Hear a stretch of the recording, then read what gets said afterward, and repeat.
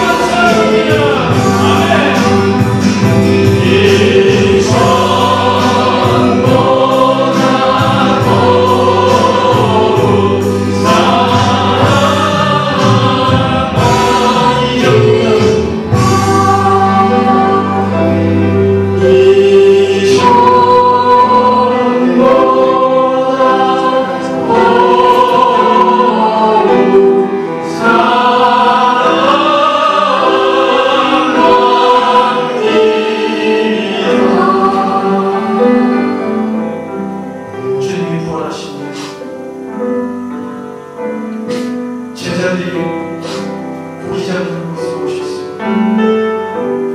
아침 조반을 지으시고 물고기를 한 점을 잡고 나오고 베드로에게 말하셨습니다. 네가 나를 사랑하겠어. 주님, 제가 비록 주님을 3번 부인했지만 더불어 주님을 사랑합니다. 나는 아무도 없을 때 어떤 사람입니까? 이렇게 기쁘게 찬양하고 이렇게 주님 앞에 사랑한다고 고백하지만 나는 아무도 없을 때, 아무도 보는 게 없을 때 나는 누구입니까? 나는 어떤 사람입니까? 나는 그때도 주님을 찬송합니다. 나는 그때도 주님께 사랑한다고 고백하고 있습니다. 이제 주님 앞에 무릎 꿇으며 주님, 내가 죄인입니다. 주님, 베드로처럼 내가 주님을 사랑한다고 고백하지만 또 다른 내면에는 주님을 배신한 적이 있고 또 여전히 아무리 보름이 없을 때 주님 외에 다른 것을 섬기고 있습니다. 주님, 이 시간 제 입술을 열어서 고백할 때 주님, 이전보다도 주님을 사랑합니다. 이후로는 주님 외에 다른 것을 섬기지 않겠습니다. 주님만 사랑하겠습니다. 베드로의 고백이, 베드로의 삶이 나의 삶이 되게 해주시옵소서. 한번 기도할 때 우리의 고백되게 하시고 우리의 신앙을 선포하며 결단하는 시간이 바랍니다. 함께 기도하겠습니다. 하나님 감사합니다. 주님, 이 시간 내 입술로 고백할 때 주님, 내가 이전보다도 주님을 사랑합니다. 주님, 어떤 것도 주님의 사랑에 비교할 수 없음을 제가 압니다. 주님 주신 그 사랑에 감격하며 이 시간 고백합니다. 주님만 사랑하겠습니다. 주님만 내 삶의 주인으로 모시겠습니다.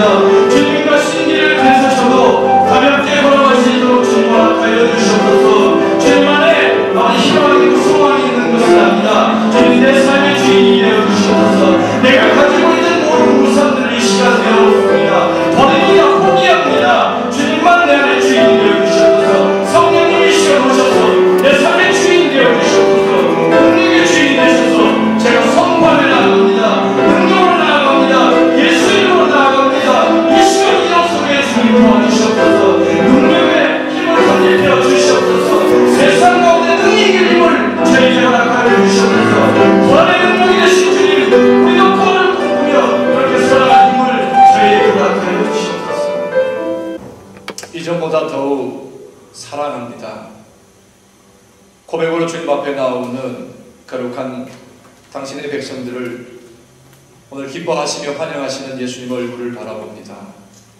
오늘 그 예수님을 바라보며 우리의 마음이 그 예수님으로 인하여 환히 열리게 하시고 그 예수님을 위하여 기뻐하며 즐거워하는 복된 날이 되게 하옵소서. 찬양과 경배로 주님을 올려드리기를 원하고 우리의 삶과 우리의 모든 행위와 우리의 말과 우리의 모든 뜻까지 주님 뜻에 합한 것이 되기를 소망하며 예배하오니 오늘도 가르쳐 주시고 깨닫게 하시고 결단하게 하시고 헌신의 자리까지 드는 그리스도인들 되게 하옵소서. 오늘 특별히 종료주일로 주님 앞에 드립니다.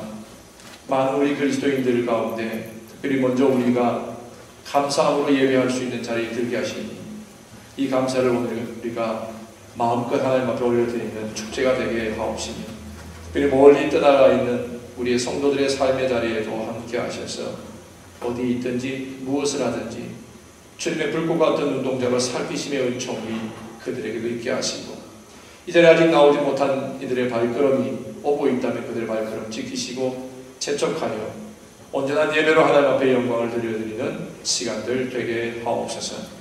특별히 아버지 하나님 우리 교회 학교를 위하여 기도합니다.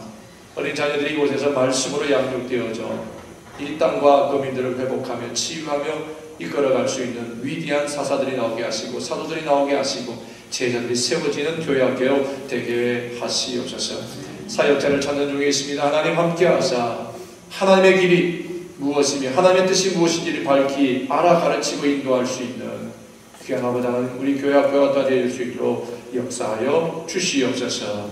하나님, 우리의 가야 될 길을 하나님 우리가 묵묵히 잘 걸어갈 수 있는 제자의 삶을 살기를 원하여 헤세드의 걸음을 우리가 시작하였습니다.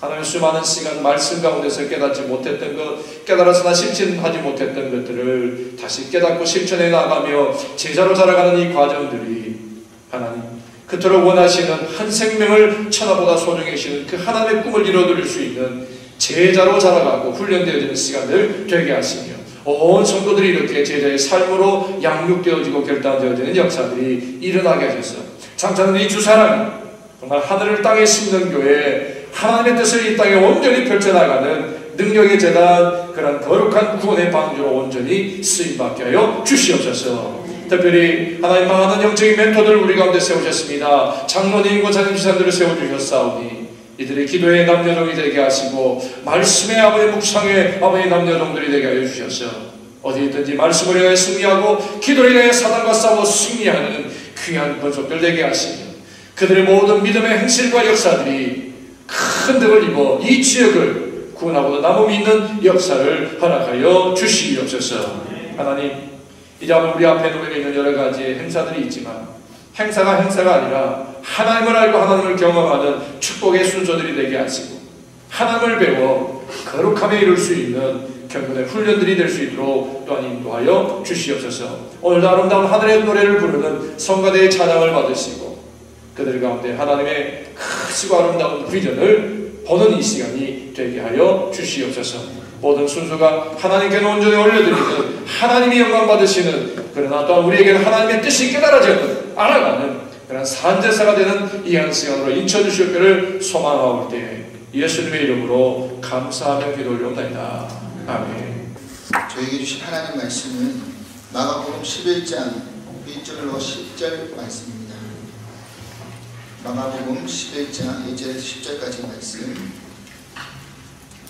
찾으셨으면 같이 한 목소리로 공독하도록 하겠습니다.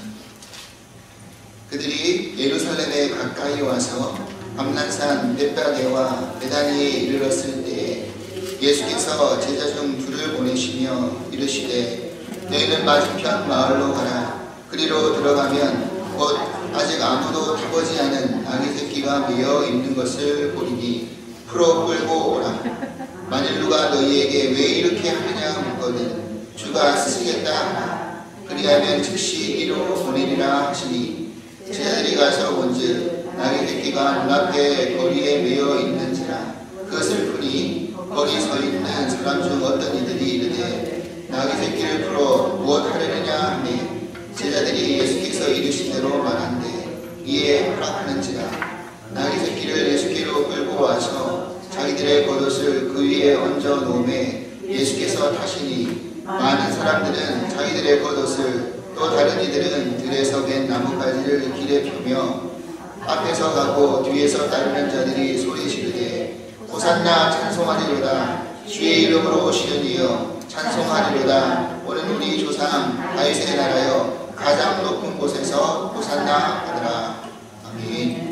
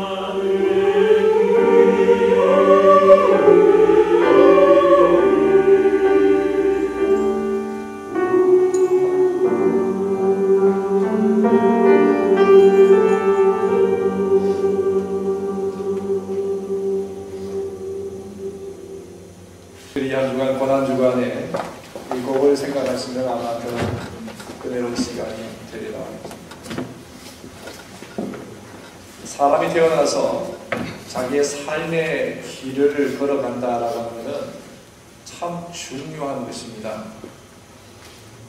그것이 운명처럼 여기며 가는 운명의 길이 아니라 가야 하기에 걸어가는 사명의 길을 간다면 아마 더 가는 그 길이 더 기쁨이 있고 감사가 있는 길이 되지 않을까 하는 생각입니다.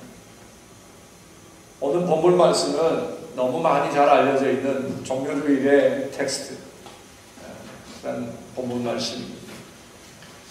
예수님이 당신에게 주어져 있는 길, 그 길이 운명의 길이 아니라 사명의 길, 소명의 길로 알아 묵묵히 걸어가셨던 그 모습을 잘 그려준 말씀입니다. 그것이 비록 그 길이 죽음의 길일지라도 예수님은 반응하지 않냐고 그 길을 가셨습니다. 그 길을 가실 때에 주변에 많은 사람들이 예수를 보고 바라보면서 호산나라고 외쳤지만 그들이 예수님이 가시는 이 길이 어떤 길인지 이해를 하든 하지 않든 간에 예수님이 그것을 설명하려고 하지도 않고 설득하려고 하지도 않았습니다. 당신에게 주어져 있는 이 길을 사명의 길로 알아 그 길로 묵묵히 걸어가셨습니다. 그렇기 때문에 예수님의 그 모습은 영광스러운 모습이면서도 참으로 아름다운 모습이라 할 수 있을 것입니다. 오늘 이 육지에서 동물 중에 가장 큰 거라고 한다면 지금 생존하는 것 중에 코끼리가 아마 등치가 제일 클 겁니다. 근데 코끼리는 참 신비로운 동물 중에 하나입니다. 이 코끼리가요, 죽음에 대해서는 아직 다 밝혀지지 않은 미스터리가 있습니다. 코끼리가 질병으로 죽게 되는 경우가 많은데 그럴 때 주변의 동료 코끼리가 죽음을 보면 그 코끼리를 장사 지내주는 거예요. 나무 밑에 이렇게 밀어다가 거기다 장사를 지내주고 나간다. 또 밀렵꾼에 의해서 죽어버리고 상아가 빠져서 그렇게 사체가 되었을 경우에는 그냥 버려져 있을 경우에는 지나가던 코끼리들이 그걸 보면 눈물을 흘리고 지나간다. 그리고 그들 또한 장사를 때로 지내준다는 것입니다. 코끼리는 덩치가 크기 때문에 천적이 없기 때문에 거의 천적이 없기 때문에 자기의 수를 거의 다 누린다는 것이죠. 그런데요, 아주 이상한 일은 아프리카와 동남아시아에서 사는 이 코끼리들은요, 사체를 거의 볼 수가 없다는 거예요. 자연사하는 코끼리들은 사체를 거의 찾아볼 수가 없다는 것입니다. 그 이유는 코끼리는 죽을 때가 되면 코끼리들의 조상이나 친척이 무덤, 사체들이 있는 그곳에 가서 거기서 죽음을 기다렸다가 그 생명을 다한다는 것입니다. 실제로 동물학자들이 짐바브웨에 있는 엠파이어 애니멀 파크라고 하는 곳에 깊은 산중에 이렇게 들어가서 보니까 거기 한 동굴이 있는데 그 동굴 안에 수백 마리에 해당되는 코끼리 뼈가 거기 다 있더라는 것입니다. 이게 코끼리 공동묘죠. 코끼리는 자기가 죽을 때를 알고 또 죽을 곳이 어디인지 알아서 그곳에 가서 죽음의 때를 기다리고 죽더라고 하는 것입니다. 그런데 왜 거기 가는지, 어떻게 거기가 알고 자기의 죽음을 알고 가는지는 우리 인간은 몰라요. 자기 코끼리들은 알겠지. 사람도 자기가 죽을 때를 예감하고 또 준비하는 사람들 있잖아요. 죽을 때가 되어서 가족들을 불러 모으거나 해서 이혼을 하고 유지를 남기는 그러한 죽음을 맞이하는 사람들이 있습니다. 이런 분들을 보면 그나마 그 죽음이 굉장히 의미 있고 또한 행복한 죽음이라고 할 수 있을 거예요. 그러나 내가 언제 죽음이 내게 올지 알지 못하고 살다가 갑자기 당한 죽음을 당했을 때 오는 그 죽음은 참 안타까운 것이죠. 그렇기 때문에 사람들은 그러한 죽음을 맞이할까봐 두려워하고 살아요. 오늘 본문의 이 예수님은요, 다행이 아니라 너무나 확실하게, 그냥 우리가 다행히 그걸 알아듣는 게 아니라 확실하게 당신이 어디서 언제 당신의 죽음이 이루어지게 될지를 분명하게 아시고 그 길로 가셨다라는 것입니다. 오늘 보면 마가복음 11장 이전에 10장 33절 34절 말씀에 보면 예수님께서 제자들과 함께 예루살렘을 가는 길을 재촉하시면서 이런 말씀하셨습니다. 인자가 대제사장들과 서기관들에게 넘겨질 텐데 그들이 죽이기로 결정하고 인자를 이방인들에게 넘겨주겠고 그들은 인자를 능욕하고 멸시하고 침뱉고 채찍질해서 죽일. 그렇지만 죽은 지 사흘 만에 다시 살아나리라. 예수님은 당신의 죽음에 대해서 예언하셨고 부활에 대해서도 예언하셨습니다. 그리고 그 예언 그대로 지금 예루살렘으로 들어가고 계신 것입니다. 예수님은 지금 예루살렘으로 가시지만 뭘 위해서요? 죽기 위해서 가고 계십니다. 결론. 정말 예수님은 언제 죽으실지, 어디에 죽으실 것인지, 그리고 어떻게 죽을지를 정확하게 알고 계십니다. 그대로 죽음을 맞이하기 위해서 예루살렘으로 입성하고 있습니다. 오늘 정유주를 맞아서 예루살렘으로 들어가시는 이 예수님의 모습을 우리가 생각해 보면서 특별히 왜 예수님께서 예루살렘으로 가시는지. 다른 많은 도시도 있는데 당신이 태어나셨던 그러한 고향으로 가셔도 되는데 나사렛 가셔도 되는데 왜 하필이면 예루살렘으로 향해서 가셨을까?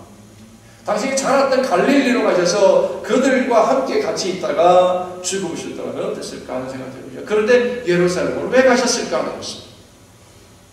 왜 당신의 3년에 넘는 그 사역을 하필이면 예루살렘에서 마무리하기를 원하셨을까? 그래서 오늘 제가 주제를 예루살렘으로 가는 길이라는 제목을 가지고 왜 그렇게 하셨어야만 할지를 우리 한번 말씀을 통해서 찾아봅니다.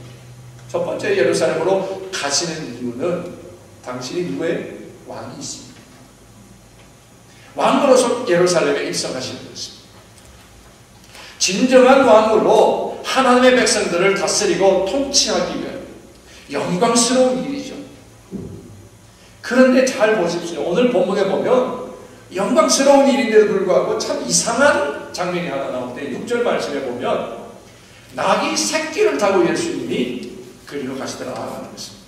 낙이 새끼를 타고 가는데 제자들은 자기 겉옷을 낙의 등에다가 엎고 또 사람들은 자기 옷을 길가에다 깔기도 하고 꺾어왔던 나뭇가지를 깔기도 하고 손에 들고 흔들면서 외쳤다 그랬습니다. 복음서를 읽다 보면 예수님께서 예루살렘을 여러 차례 이렇게 왕복하셨습니다. 다른 때는 보통 그냥 드나드시고 말씀을 가르치려고 하셨는데 오늘은 특별하게 하시는 일이 있었어요. 미리 제자들에게 저기 가서 나귀를 새끼를 데려오라. 그리고 그 나귀 새끼를 타고 들어가셨다고 하는 것입니다. 그때 제자들이 황제의 입성을 축하하는 것처럼 카펫을 깔듯이 옷을 깔기도 하고 나뭇가지를 쫙 깔아서 예루살렘 입성을 축하하고 환영합니다. 격식은 뭐예요? 왕으로 오시는 분을 환영하는 격식을 가지고. 그렇지만 내용은 굉장히 초라한 모습으로 보여져요. 어떻게 보면 좀 굉장히 우스꽝스럽잖아요. 왕으로 오시는데 나귀 새끼를 타고 그냥 아주 크고 좋은 그런 준말을 타지 않고 나귀 새끼를 타고 오셨다. 왜 그러셨을까? 구약성경 스가랴서 9장 9절 말씀에 보면 그렇게 하실 수밖에 없는 이유가 거기에 기록되어 있습니다. 시온의 딸들에게 이르기를 너의 왕이 너에게 임하리니 그는 공의로우시며 구원을 베푸시고 겸손하셔서 나귀를 타시나니 나귀의 작은 것 곧 나귀 새끼니라. 왜 그렇게 오신다고요? 예수님은 겸손하셨어요. 진정한 왕이지만 왕은 통치자이지만 모든 것을 자기의 원하는 대로 할 수 있는 권한을 가졌지만 그러나 예수님은 그렇게 하지 아니하시고 겸손하셨어. 오히려 자신의 것을 다 내어주시기 위해서 취하고 누리기 위해서가 아니라 다 내어주시기 위해서 그렇게 겸손하셨기 때문에 나귀 새끼를 타고 오실 것이다. 스가랴서 9장에 있는 말씀을 예수님은 예언대로 그대로 지금 이루고 계신 것입니다. 그렇지만 어떻습니까? 구약의 스가랴 9장 9절의 말씀을 이 백성들이 다 알았을 거예요. 배웠을 거예요. 들었을 거예요.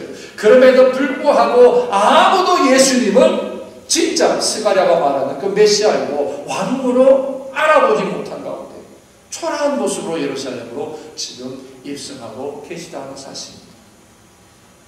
사무엘하를 읽어보면 예루살렘이 이스라엘 백성들에게 왜 그렇게 중요한지를 잘 가르쳐줍니다.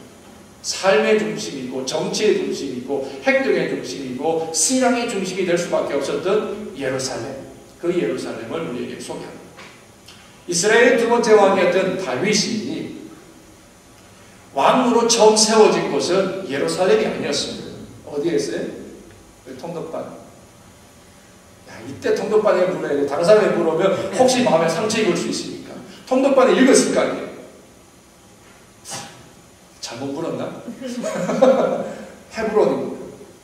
헤브론에서 7년 반 동안 왕이 돼서 7년 반 동안 그곳에서 통치를 했어요. 그러다가 통일왕국을 이룬 다음에 어디로 옮겨요? 예루살렘으로 이제 옮겨오게 되는데, 옮겨오기 전에 여부수 족속이 다스리고 있던, 그때는 시온 산성이었어요.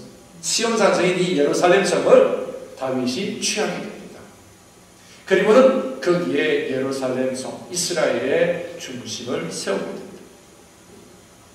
하나님께서 이스라엘 백성, 다윗이 특별히 예루살렘을 그들의 중심으로 삼았을 때 하나님은 예루살렘에 축복을 하십니다. 그 이후로 모든 이스라엘과 남유다의 백성들의 왕들은 다 어디서요? 예루살렘을 중심으로 통치하게 되었다고 했습니다. 결국 예루살렘은 이스라엘의 왕들이 다스린 통치의 중심이 되었습니다. 근데 이게 중요한 것이 아니라 그 다음에 예루살렘의 성을 정하고 난 다음에 다윗이 한 것이 무엇이었습니까? 이게 더 중요한 거예요. 다윗이 예루살렘을 행정의 수도로 삼고 난 다음에 첫 번째 한 것이 바로 하나님의 거룩한 상징인 임재인 법궤를 예루살렘으로 옮겨온 것이었어요. 떠나 있는 하나님, 이스라엘 백성들 중심에서 멀리 있는 그 하나님을 오히려 이스라엘 중심으로 모셔오는 일을 하게 되었다고 하는 것입니다. 그 의도가 뭘까요? 이게 중요한 것입니다. 다윗은 틀림없이 통일왕국을 이뤘고 그 주위의 모든 나라들이 두려워할 만큼 강한 리더십을 가진 왕이 되었어요. 모두가 다 다윗에게 오히려 친선하고 그렇게 화친하기를 원하는 그런 강력한 군주였었어요. 그럼에도 불구하고 이 다윗은 자기의 권력과 권위를 내세우지 아니라 오히려 하나님의 법궤를 거기에 모셔옴으로 인해서 하나님이 다스리시는 나라, 하나님이 주인이신 나라를 세우기를 원했다. 신전 정치의 완성을 다윗은 이루었던 것입니다. 법궤는 하나님의 임재를 상징하는 거룩한 물건. 다윗은 이 법궤를 예루살렘으로 옮겨옴으로 해서 하나님께서 예루살렘에 계시다는 것을 만천하에 알리고 싶었던. 그리고 이스라엘의 진정한 왕은 나 다윗이 아니라 오직 여호와 하나님이시다. 그걸 온 백성들에게 분명하게 하고 싶었던 것입니다. 그래서 이 법궤가 예루살렘 성으로 오게 되었을 때에 다윗이 어떻게 했습니까? 너무나 기뻤습니다. 너무나 기뻤습니다. 춤추다가 바지꼬리가 풀어졌는지 안 풀어졌는지 모르고 춤추다가 부끄러움을 당하는 그러한 일까지 있었습니다.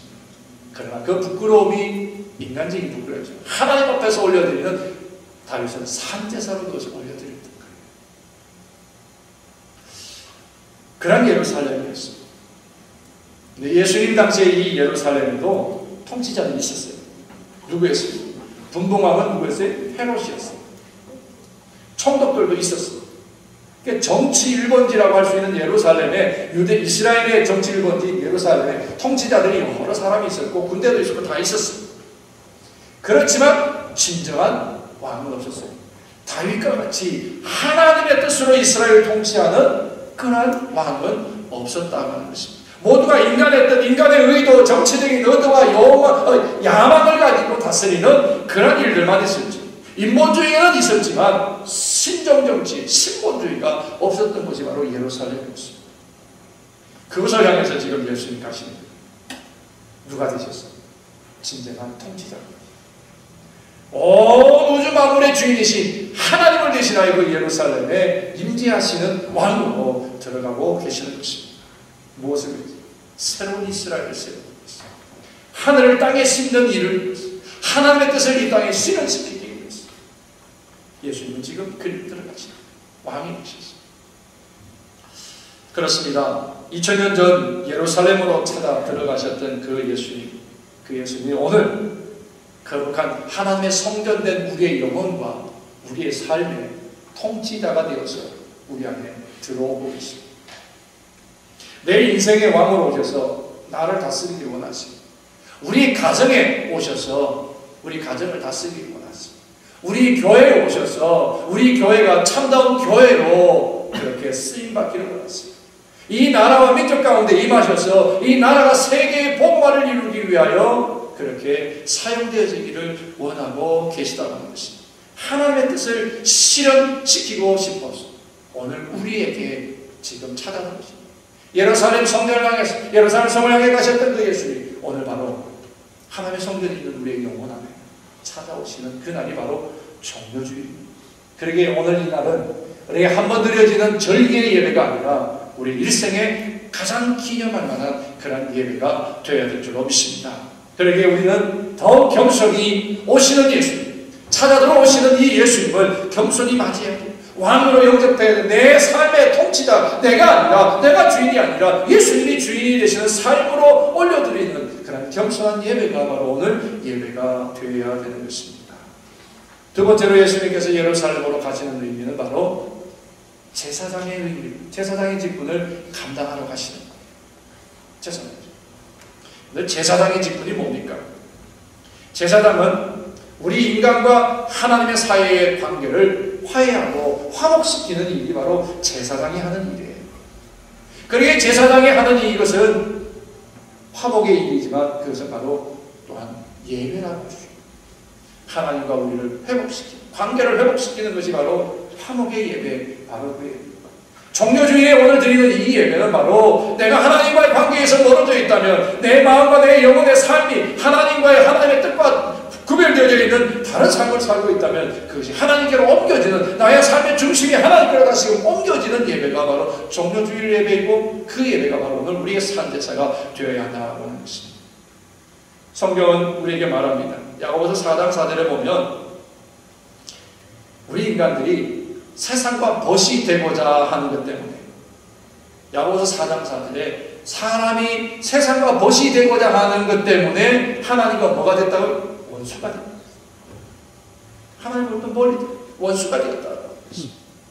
그런데 하나님께서는 우리가 그렇게 하나님께로부터 멀리 떨어져서 하나님으로부터 원수가 되고 적이 되었다 할지라도 그대로 버려두시지를 않기 위하셔서 출애굽기 20장에 보면 하나님께서 우리에게 뭘 주셨어요? 이스라엘 백성들에게 율법을 하나 주셨어요. 십계명을 하나 주셨어요.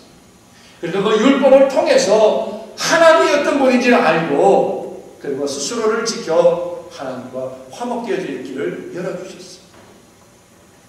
내가 과연 어떻게 했기 때문에, 무엇 때문에 내가 하나님으로부터 원수된 자가 되었는지를 깨닫게 하는 것이 바로 율법이고 십계명이었어요.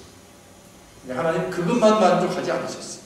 그 소리를 끝내지 않고 출애굽기 24장에 가보게 되면 하나님께서 백성들에게 화목의 제물을 드리는 화목의 제사를 이루기를 원하셨어요. 그래서 우리에게 제사법을 또한 주셨어요. 제사법이 뭡니까? 예배였어요. 하나님을 예배하며 나를 찢고 나를 찢어 태워서 하나님 앞에 올려드림으로 내 자아가 아닌 하나님의 통치로 살아갈 수밖에 없는 그런 내 자신임을 알게 하는 제사법을 또한 우리에게 주셨다고 하는 것입니다. 그런데 히브리서에 와보게 되면 이 제사법마저도 율법마저도 다 온전치를 못하다. 제사는 우리가 끊임없이 드려요. 제사를 드리면 제사장이 죄사함의 선포는 있지만 그러나 죄사함의 선포가 있다 할지라도 우리의 삶이 아직 여전히 세상에 있어 하나님의 관계가 완전히 회복되지 않기 때문에 우리에게 자꾸 두려움이 생기고 근심이 생기고 걱정이 더 생기더라는 거예요. 그래서 이 모든 근심과 걱정을 씻을 수 있고 한 번에 모든 죄를, 인류의 죄를 대신할 수 있는 대제사장의 제사가 있는데 그것이 바로 예수 그리스도의 죽음으로 인한 제사라. 그러므로 우리의 모든 제사가 완성이 되었다. 예수님이 죄 없으신 분이, 허물 없으신 분이 어린 양의 스스로 죽음을 대신하여 죽으심으로 말미암아 우리의 죄를 대신하셨다라고 하는 것입니다. 당시의 제사는, 유대인들의 제사는 굉장히 형식적인 것이 형식으로 제물을 드리면 죄사함을 받았다는 선포는 있습니다. 그러다 보니까 제사장들은 제사의 매너리즘에 빠지게 됩니다. 그러다 보니까 제물을 드리고 예배하는 그 모든 백성들은 제물을 드리는 그 횟수가 늘으면 늘어날수록 부담만 커지는 거예요. 왜? 제물을 준비해야 되는 것 때문에 부담도 커지는 거예요. 참여하는 횟수 때문에 더 부담이 커지는 거예요. 매해 드리는 속죄일 뿐만 아니라 우리 끊임없이 드려져야 되는 그런 하나님 앞에 드리는 제사 때문에 백성들은 부담스러워요. 이 모든 우리 인간들의 고충과 무게, 삶의 무게와 이 신앙의 무게를 예수님이 한 번에 다 해결하셨는데 그것이 바로 십자가의 죽으심으로였어요. 그래서 우리 온전한 제사장이 되어주셨다고 그렇게 말씀하시는 것입니다. 미흡했던 제사를 완성하셨다는 것입니다. 히브리서 7장 26절 말씀에 보면 이런 말씀이 있습니다. 이러한 대제사장은 우리에게 합당하니 거룩하고 악이 없고 더러움이 없고 죄인에게서 떠나 계시고 하늘보다 높이 계시니 그는 저 대제사장들이 먼저 자기 죄를 위하고 다음에 백성의 죄를 위하여 날마다 제사 드리는 것 같이 할 필요가 없으니 이는 그가 한 번에 단번에 자기를 드려 이루셨습니다. 인간인 대제사장은 자기의 속죄를 먼저 하고 백성들을 속죄하지.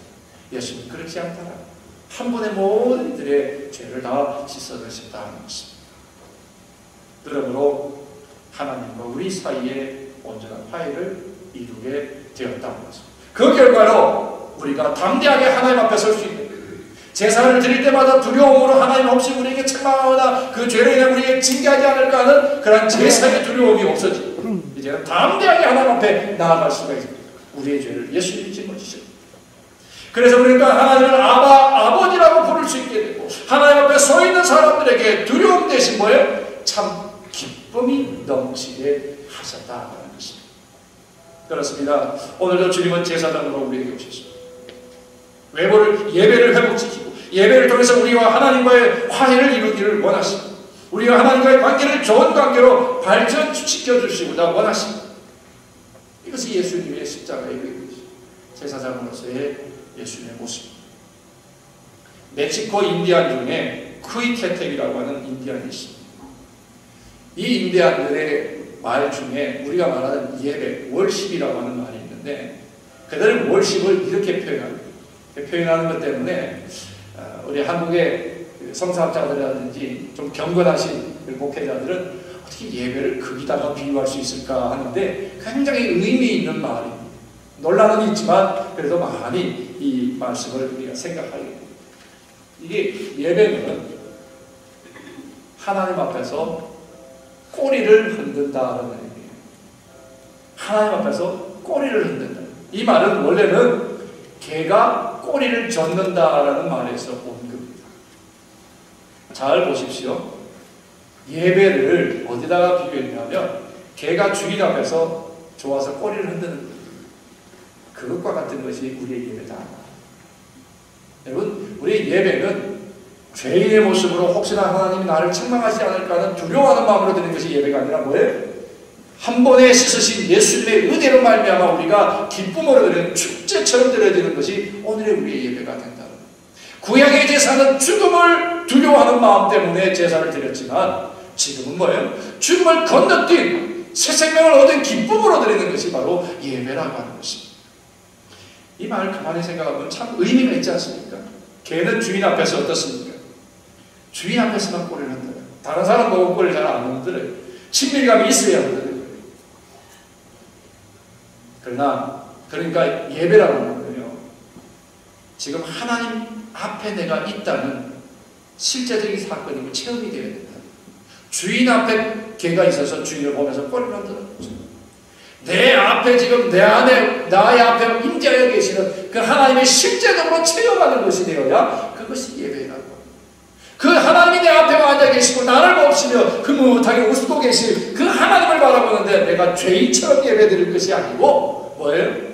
춤추어 즐거워. 다윗이 자기의 바지가리가 내려간 줄도 모르고 그렇게 즐거워하며 예배하는 그 모습의 예배, 그것이 오늘 바로 우리의 예배입니다.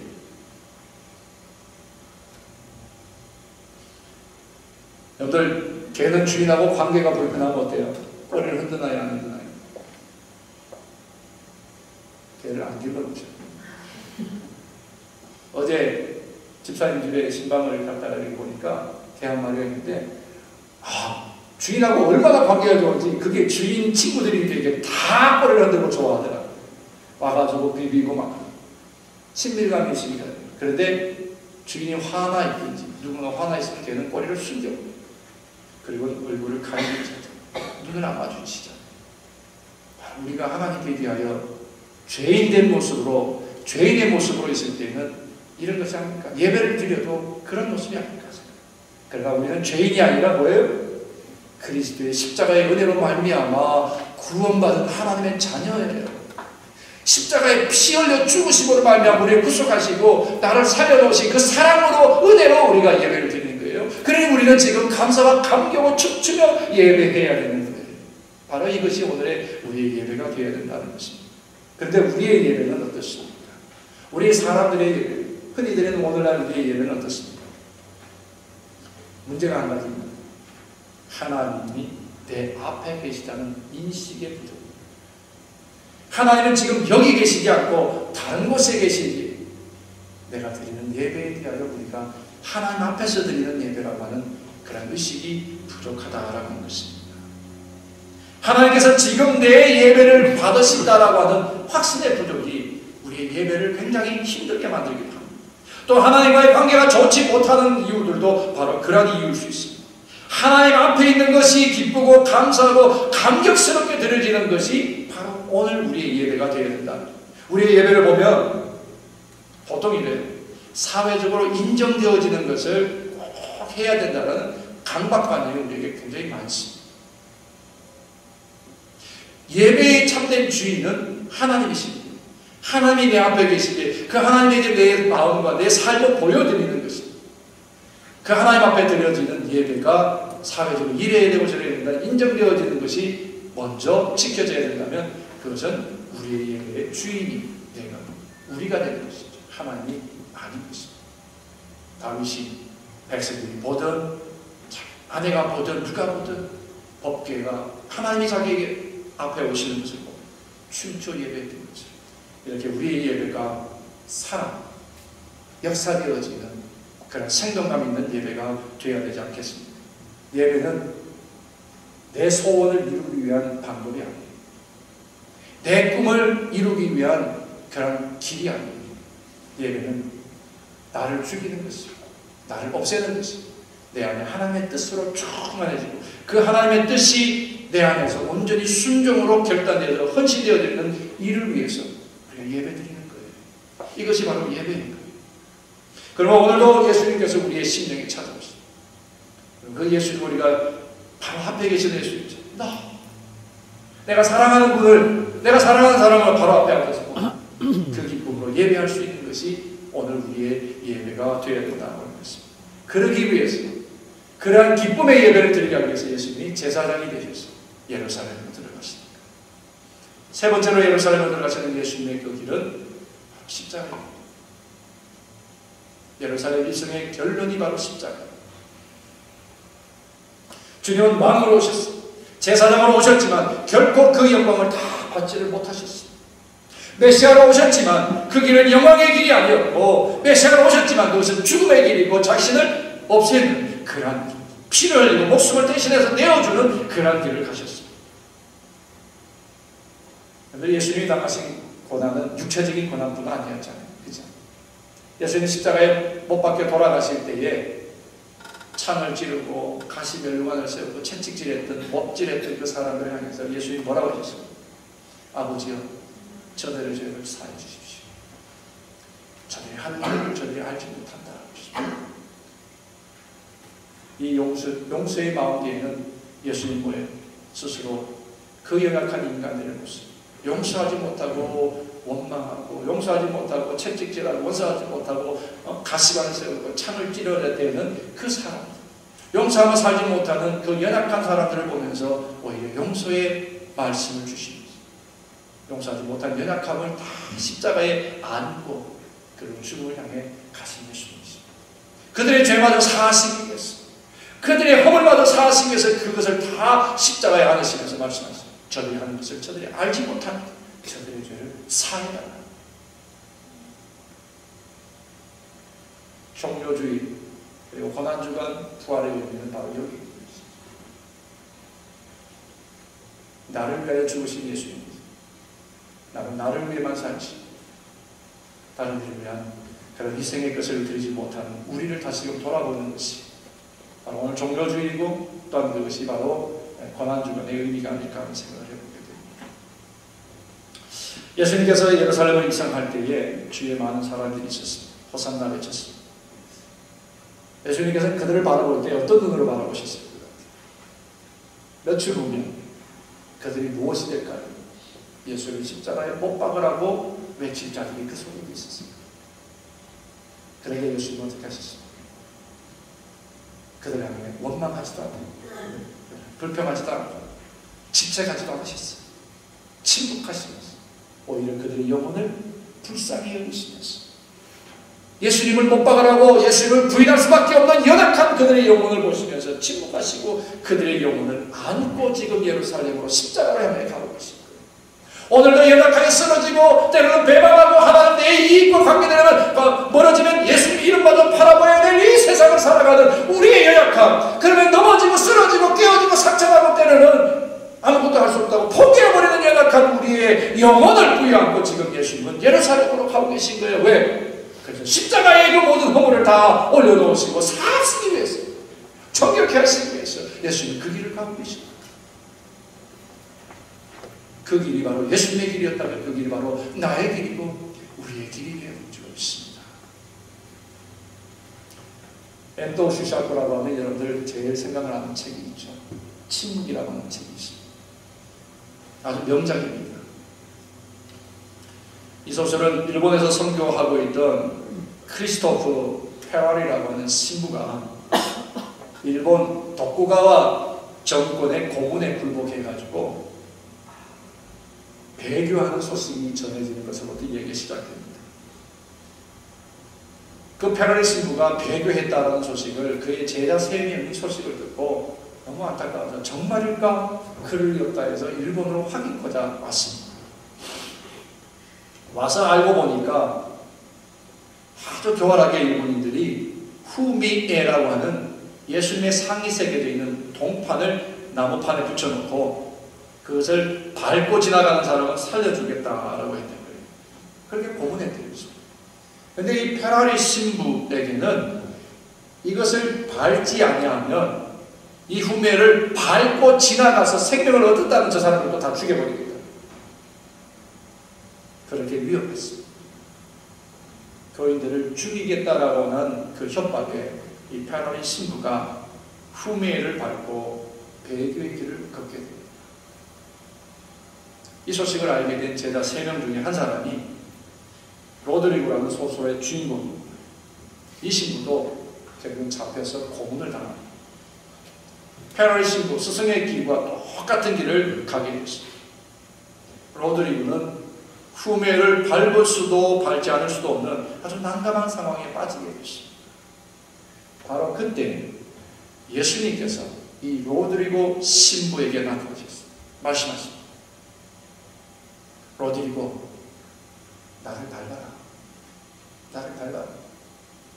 나는 본래 밟히기 위해서 세상에 온 것이 아니야. 나를 밟을 때 너의 마음이 아플 것이다. 마음으로 아파해주는 그 사랑만으로 나는 충분하다. 예수님이 그렇게 대답하셨어요. 그때 이 로드리고 신부는 예수님께 다시 따져 물었습니다. 주님, 왜 이렇게 많은 사람들이 고통을 당하고 있는데 언제나 그렇게 침묵만 하고 계십니까? 따지듯이 물었습니다. 그때 예수님께서 이렇게 말씀하십니다. 나는 결코 침묵하는 것이 아니다. 나는 결코 침묵하는 것이 아니라 너와 함께 괴로워하고 너와 함께 고통하고 있다 라고 말씀하셨어요. 예수님은 침묵하시는 것 하나 연약한 영혼들을 다 끼안고 우리가 당할 고통을 예수님이 함께 당하십니다. 우리 영혼의 구원을 위하여 중보하고 계시다는 말씀. 그렇습니다. 주님 오늘도 우리 때문에 고난을 당하고 우리의 괴로움을 대신해서 짊어지고 십자가에 달리셔서 우리의 죄를 사해 주셔서 뿐만 아니라 우리의 허물과 우리의 연약함 때문에 고난을 당하고 계신 것입니다. 우리가 세상 한복판에서 주님을 부인하고 살아갈 때에 주님은 마음 아파하시면서도 우리에게 화를 내시거나 결코 책망하지 않으십니다. 다만 내 자신을 이기지 못하는 우리의 연약함을 보시고 그 고통을 온 힘을 다해 함께 참아내어주십니다. 참아주십니다. 이걸 잊으면 안 됩니다. 왜 주님은 침묵하고 계시느냐고, 내가 고통 중에 왜 예수님은 침묵하고 계시냐고, 주님께서는 계시지 않는 것이냐고 항변할 것이 아니라 나와 함께 계신 주님을 믿음의 눈으로 바라보고 용기를 내야 된다. 사랑하는 주 사랑하는 가족 여러분, 이제 더 이상 주님께서 나의 연약함 때문에 마음 아프시게 해드려서는 안 되지 않겠습니다. 오히려 우리가 우리의 삶과 우리의 신앙에서 승리자가 되어서 아파하시는 예수님, 고통당하시는 예수님이 아니라 기뻐하시는 예수님의 모습을 우리가 보고 싶지 않으십니까? 가만히 보면요, 우리의 심성과 우리의 영성 안에는 누가 무엇하라고 하면 괜히 그게 반항하고 싶은 심성이 있어요. 이게 우리의 죄된 본성 속에 있는 거예요. 요새는 의료적이라기보다는 죄성을 가진 게 본성이라는 것이죠. 그렇기 때문에 오늘 말씀을 주의 깊게 들으시고 주님이 우리에게 보이신 하나님의 꿈과 하나님의 계획에 대한 절대 순종을 배울 수 있는 우리가 되길 바랍니다. 하나님은 잃어버린 한 영혼을 찾기 위해서 아들을, 그 영혼, 잃어버린 영혼을 안게 하시고 십자가에 들어가게 하신 것입니다. 늘 예수님 말씀을 보고서 다 읽어보세요. 그러면요, 예수님이 사람들에게 선포하신 모든 말씀들은 다 아버지께서 하라고 하신 말씀을 하는 거예요. 예수님 우리를 향한 말씀과 행위들 때문에 뭐 어떻게 하신 게 병자를 일으키시고 기적을 일으키시기 때문에 우리 주님이 되신 것이 아니라 하나님께서 하라고 하신 말씀을 가르치셨고 하나님이 하라고 하시는 일을 했기 때문에 우리의 구세주가 되신 거예요. 하나님께 순종했기 때문에 우리의 구주가 되셨다라는 것입니다. 순종이에요. 순종. 십자가는 바로 순종의 열매입니다. 결론적으로 말씀드립니다. 신앙생활하는 목적이 뭡니까? 행복한 인생과 행복한 신앙생활을 행복을 바라기 때문에 우리는 신앙생활을 한다 할 수 있을 것입니다. 그런데요, 행복은 소유와 능력이 있잖아요. 예수님은 십자가에서 내려오실 수도 있을 거예요. 그렇죠. 그런 능력이 있었음에도 불구하고 그렇게 하지 않으신 것은 그것이 행복이 아니기 때문에 예수님의 행복은 뭐예요? 십자가에 달리시는 것이 그분에게는 행복이었어요. 왜? 아버지의 뜻을 이루는 것이고 그러므로 말미암아 많은 영혼, 죽은 영혼들이 하나님께로 돌아오고 하나님과 화목할 수 있는 일이기 때문에 그것이 예수님의 최고의 행복을 하셨던 거예요. 자기를 찢으시고 비우신 것이 행복이었어요. 예수님에게 슬픔이었지만 우리에게는 행복의 열매예요. 예수님 당하시는 고통의 열매이지만 우리는 기쁨을 얻는 그런 열매였어요. 이것이 바로 우리가 신앙생활하는 목적이에요. 이걸 신앙생활 속에서 얻을 수 있는 행복의 열매가 바로 이거예요. 그런데 예수님이 십자가에 달려 이미 행복을 만들어 오신 이 행복을 우리 스스로 깨뜨리지 마십시오. 나의 죄 때문에 인하여, 나의 연약함으로 인하여 예수님이 십자가에 달리신 이 행복의 아름다운 역사를 망가뜨리지 마세요. 예수님이 십자가를 무시하는 일을 만들지 말자는 거예요. 그러면 우리는 뭐예요? 자녀예요. 자녀이면 후사라 그랬고, 그러면 우리는 하나님 천국을 누리는 그런 주인공이에요. 주인이에요. 그렇게 우리가 당당하게 행복하게 살 수 있는 그런 역사들이 저와 여러분들 가운데 있기를 축원합니다. 예수님의 행복은 십자가였어요. 그 십자가 때문에 우리는 또한 행복합니다. 이 행복을 잃어버리지 않기 위해서 우리 힘써 말씀으로 우리의 삶을 다스리고 순종함으로 주의 길을 따라갈 수 있는 우리 주 사랑이 될 수 있기를 주의 이름으로 축원합니다. 이 말씀 생각하시면서 우리 함께 잠시 기도하는 시간을 갖겠습니다.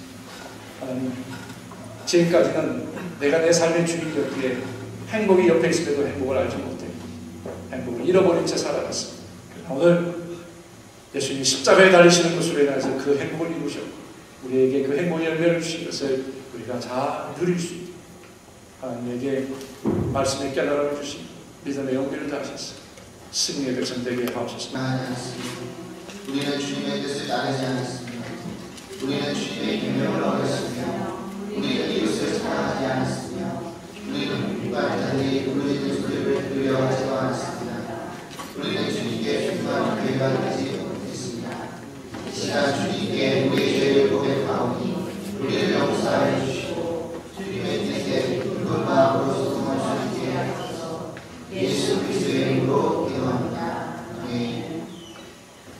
이 기쁜 소식을 들으십시오. 우리가 아직 죄인 됐을 때 그리스도께서 우리를 위하여 죽으시며 하나님께서 우리에 대한 자기의 사랑을 확인하셨습니다. 여러분이 용서받았으면 예수 그리스도의 이름으로 선포합니다. 하나님께 영광을 돌려드립니다. 아멘.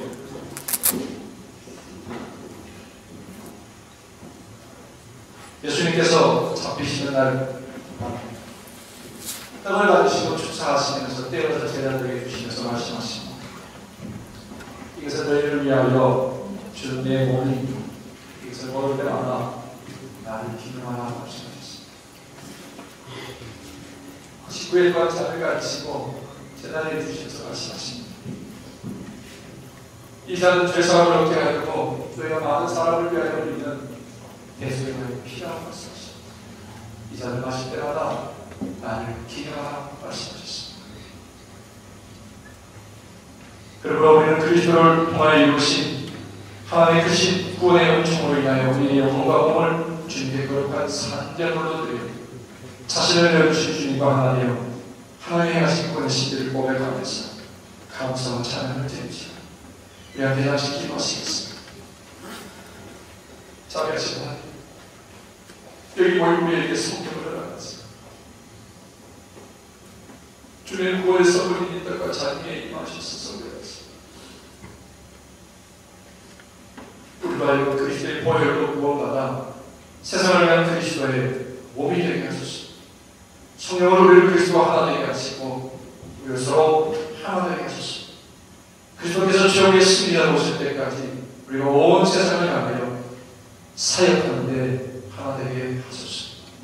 우리가 주님의 천국 잔치의 즐거움에 참여하게 하소서. 성령이 하나 되게 하시는 힘써 지키게 하옵소서. 그리스도신 예수님의 이름으로 기원하옵나이다. 아멘. 이제 이태 목사님과 함께 제가 먼저 성찬을 하고 우리 뒤에서부터 자리를 맞춰서 성찬을 마시고 오늘 예루살렘을 입성하시는 그 예수님 바로 나의 영혼, 나의 삶, 내 육신에 잉태하시는 경험하는 신비한 드러운 여러분들이 있으시길 주옵소서.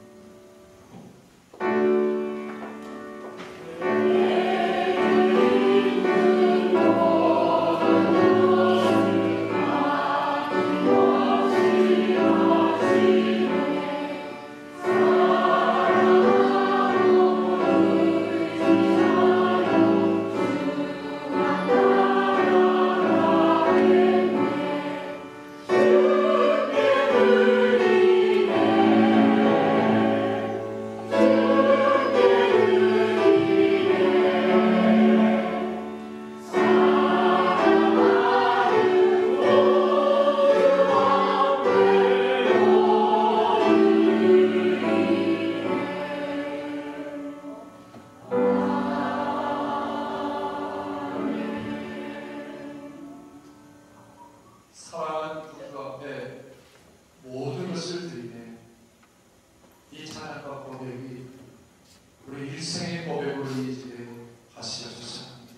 그리고 우리 가운데 말씀으로 충만하시며 성령으로 충만하시며 사랑으로 충만하시고 능력으로 충만하셔서 우리 일상이 그렇게 하나님이 기뻐하시는 산제사의 삶이 되게 하실 줄로 믿습니다. 오늘 하나님의 말씀을 들으며 예배와 신령과 진정으로 예배하는 우리 신령 가운데 임하신 그 예수 그리스도에 인하여 또 한 주간의 삶, 한 달의 삶, 1년의 삶, 우리의 평생의 삶이 즐거움이 되게 하시고 행복이 되게 하시옵소서. 우리가 눈물을 흘리더라도 감사의 눈물이 많아지게 하시고 우리가 땀을 흘리더라도 감사의 땀과 열매가 풍성한 삶이 되게 하시옵소서.